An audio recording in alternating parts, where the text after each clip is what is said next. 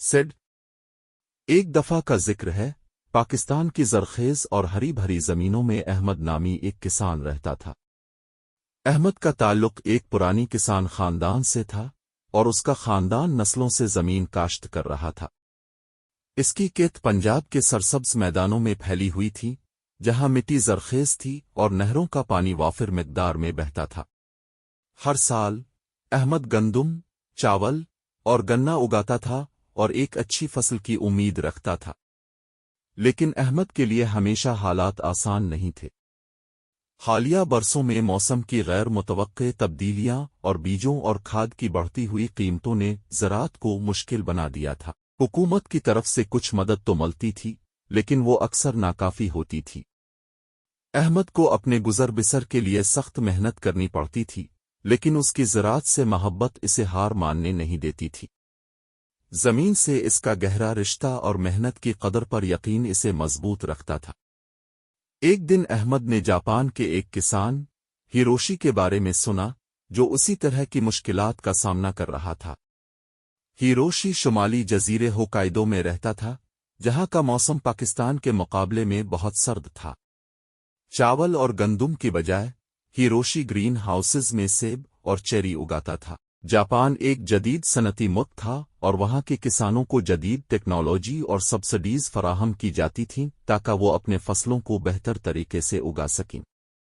احمد اور ہیروشی کی زندگیوں میں ایک فرق یہ تھا کہ دونوں اپنی زمین سے گہری محبت رکھتے تھے، مگر ان کی کاشتکاری کے طریقے بالکل مختلف تھے۔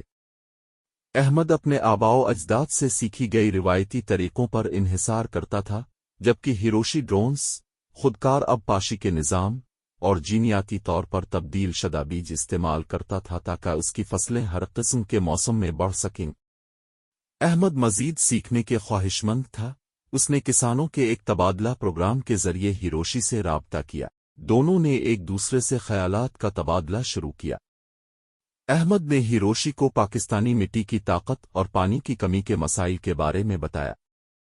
ہیروشی نے بدلے میں بتایا کہ جاپان میں حکومت کسانوں کو کم سود والے قرضے اور جدید ٹیکنالوجی فراہم کرتی ہے۔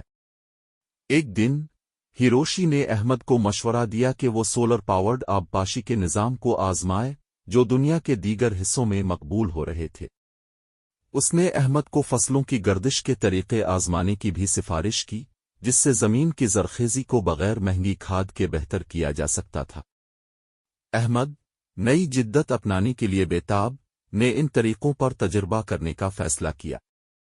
ایک سال بعد احمد کی کھیتیاں شاندار طریقے سے بڑھ رہی تھیں۔